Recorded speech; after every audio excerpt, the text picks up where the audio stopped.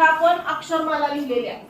अक्षरमालेमध्ये किती अक्षर असतात रे? 25 अक्षरे असतात ए पासून वाय पर्यंत. आणि झेड हे अक्षर जर अक्षरमालेमध्ये दिलं तर आपण त्याचा विचार करायचा, दिलेला नसेल तर विचार करायचा नाही. आता अक्षरमालेवरचे प्रश्न आपण बघूया.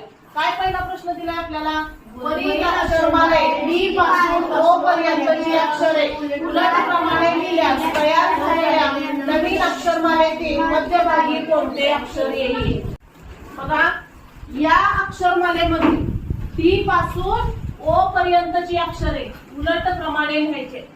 डी पासून ओ पर्यंत. आता डी च्या ठिकाणी ओ ला लिहायचं आहे, ई च्या ठिकाणी एल ला लिहायचं आहे आणि त्यांना इकडे आणायचं आहे. म्हणजे इकडच्या अक्षराप्रमाणे इकडे घेऊया आपण. काय करायचंय? फक्त डी पासून ओ पर्यंतचीच अक्षरं उलट प्रमाणे घ्यायचे, बाकी सगळी आहे तशीच येणार आहे. आता ए आहे तसं येणार, बी पण आहे तसं येणार, सी पण आहे तसं येणार.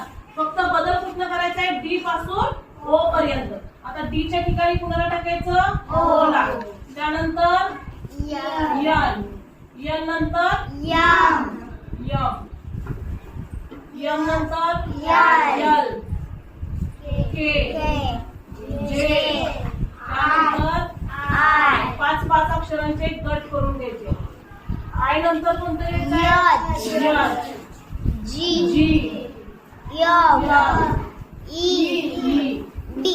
त्यानंतर डी.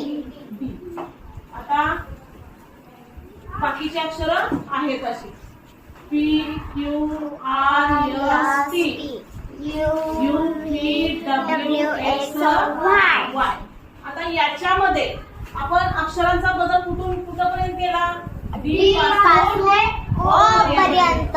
याच अक्षरांचा बदल क्रम बदलून लिहिलेले आहे. आता मध्यभागी कोणते अक्षर? आता बघा, 5 अक्षरांचे किती गट आहेत अक्षरमालेमध्ये? 5. मग मधला गट बघायचा. मधल्या गटातलं मधलं अक्षर म्हणजे कोणतं अक्षर येईल मध्यभागी? तर यफ हे अक्षर येईल मध्यभागी चे अक्षर बरोबर. समजलं सर्वांना? काय केलं आपण? डी पासून ओ पर्यंतच्या अक्षरांचा क्रम बदलून लिहिला आणि नवीन अक्षरमाला तयार केली आणि या अक्षरमालेतलं मधलं अक्षर आपण यफ काढलं. जसं प्रश्नामध्ये सांगितलंय त्याच पद्धतीनं उत्तर काढायला सुरुवात करायची. आलं लक्षात सर्वांच्या?